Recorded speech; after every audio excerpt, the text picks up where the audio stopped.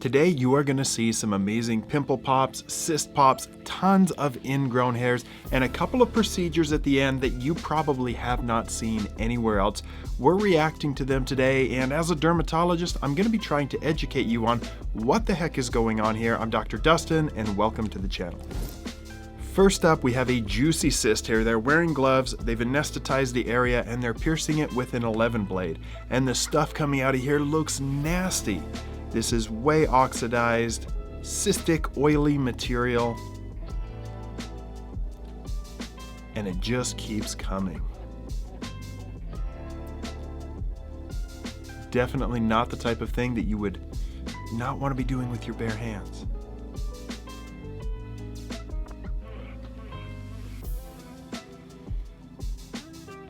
Get it all out. We got another one.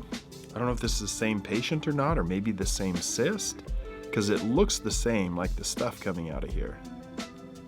And I honestly don't know what makes it look so gray, unless this is like old oxidized blood inside the cyst, which I haven't seen personally when I've done these in the clinic.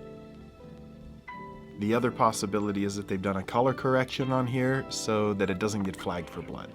This is some elderly skin with a lot of sun damage and tons of oil gland hyperplasia, or growth of the oil glands underneath the skin. This can be a manifestation of rosacea, and it's also something that we might see in somebody who's had a ton of sun exposure over the course of their life, and that collagen just starts to degrade over time. So much stuff coming out of here, a lot of congestion in the skin.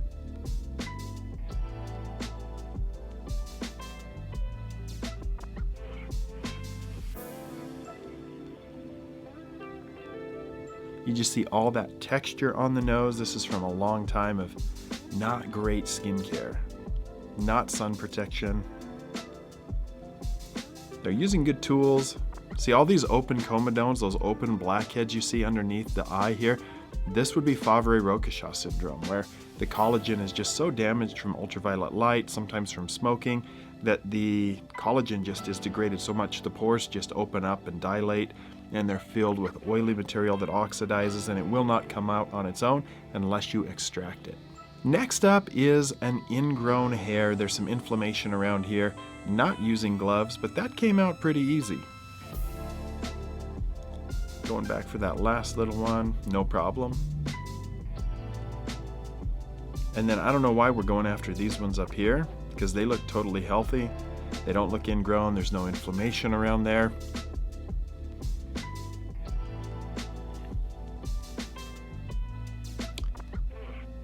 Those ones look okay, but they're on kind of the border, kind of the edge of that inflammation. Hopefully they feel better. Next up, more ingrown hairs, inflammation, erythema around there. I'm not seeing any pus come out. The one up above at the top of the screen, that looks pretty angry. Probably already been plucked.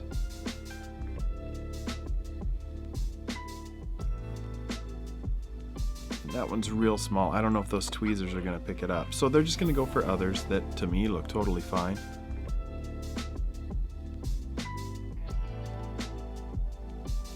Oh, they got it. Okay. Got more skills than I gave him credit for. This is the type of skin, I think probably using some hypochlorous acid on to help keep some of the bacteria loads down. Maybe washing with salicylic acid would be helpful. They're getting a lot of post-inflammatory hyperpigmentation. Retinol can help with that. Remedy for dark spots, that's a product that I've often recommended from Dr. Shah.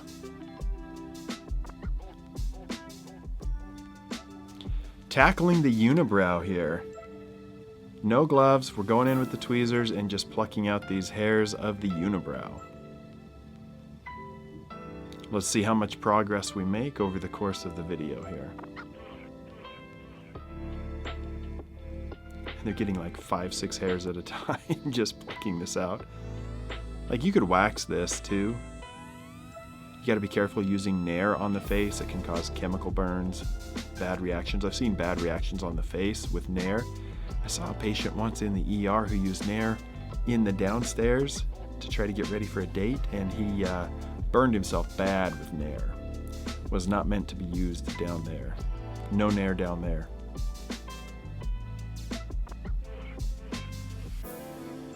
A little bit uncomfortable getting those plucked out. You could do eyebrow threading as well. Another tool that I really like here is just the Jill razor, dermal facial shaving that you can use at home. You get a starter kit from Jill. And it's really easy to use their fine tool to just shape the brows.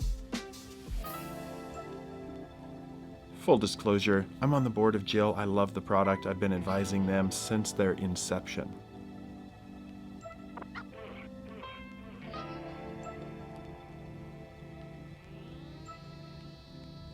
Making some progress here.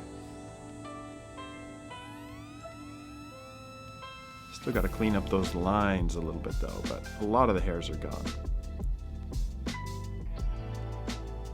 Tweezing, not my favorite way to like shape up your brows, but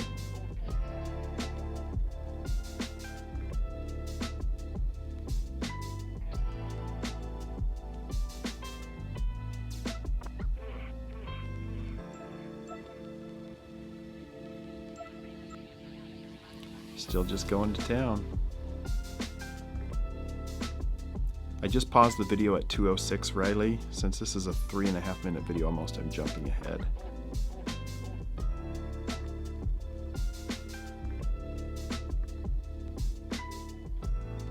I jumped ahead to 3 minutes.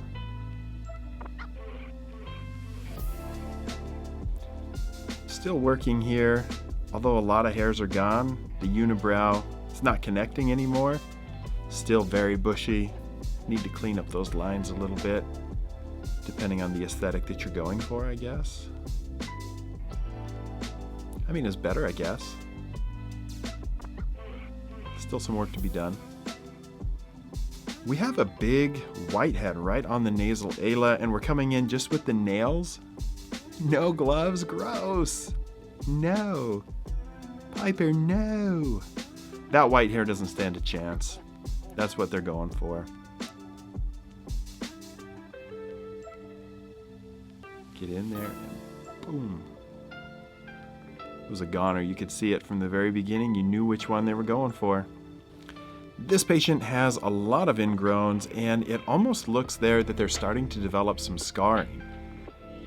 So this is where seeing a dermatologist, getting on a skincare routine that's going to help to prevent these ingrowns, get advice on the way you should be shaving or trimming the hair in this area, because you don't want scars. They're going to last forever. I'm not sure which area of the body this is on. On the back of the neck, we would call this acne keloidalis nuchae. I don't know if this is on the groin, on the thigh, on the neck, on the cheek, where we're at. I really don't know. This is the area right there they're working on now that looks like it's been scarred. So ingrowns are a lot more likely to reappear in this area.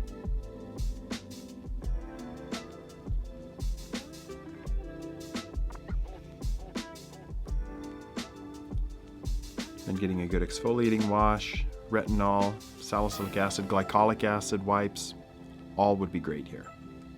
All right, just going after the ingrowns. There's not a lot of pus here or anything. You can see a little inflammation.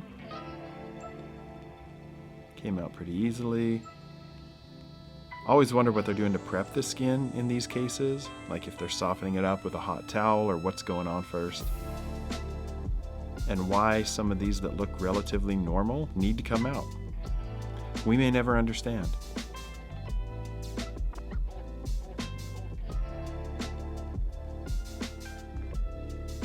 If you guys enjoyed these kind of videos, share them with a friend, hit that share button, send it over to somebody.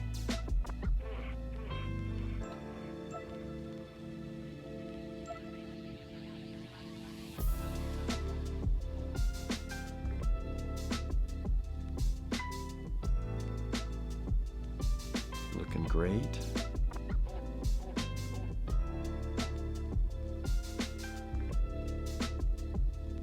And they're just really going for everything around that little red spot.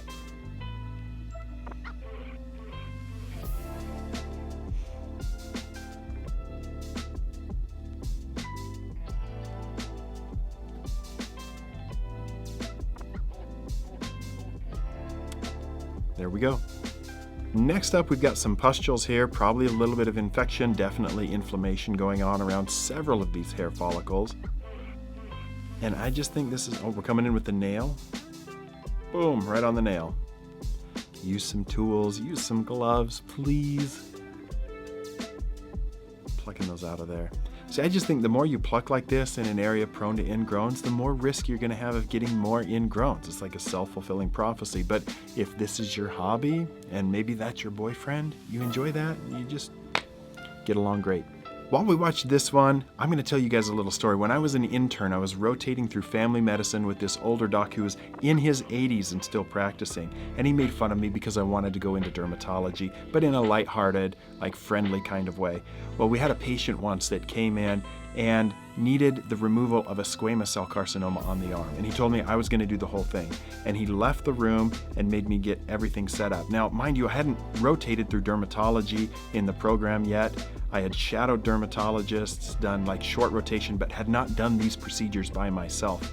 And I was so nervous to do this that I got everything prepped, I cleansed the skin, and then the doctor came in to watch me, and I got so flustered and confused, I forgot to numb the patient. And I put the blade on the skin, and just as soon as I pressed, the patient was like, ah! And I hadn't numbed him yet. And the doctor gave me so much crap for that, obviously. But this was a friend of his, and everything turned out okay. I didn't cut deep into the patient or anything. Like, he just felt the blade starting to touch his skin. He was like, well, you gotta numb me up first. So that was my little kind of mix up as an intern, but everything turned out great. Numbed the patient up, cut it out, did some stitches, patient did fine. So that is just a little story from my medical training days. Hope you guys enjoy. So this is saying that they're removing warts. They're using a bifurcator or a plasma pen style device here. And these may be warts, but it may be something called dermatosis papulosa nigra, which are very common in more darkly skin toned. This is mesotherapy with exosomes or DNA. Mesotherapy is the process of injecting substances underneath the skin. You can see all these little blebs going under the skin, and exosomes are cellular packages with information in them. They're supposed to go into the skin and carry messages to like your DNA, to your enzymes to produce more collagen, to help fight pigmentation. Exosomes are not really approved by the FDA yet in America. I'm not sure if this is being done in America, but even in topical skincare products that we're doing after microneedling, I'm cautious about using exosomes at this point just because the FDA has not issued clear guidance on it. And to my knowledge, at this point, at this day, on May 5th, 2025, there's no exosomes approved by the FDA, at least human exosomes.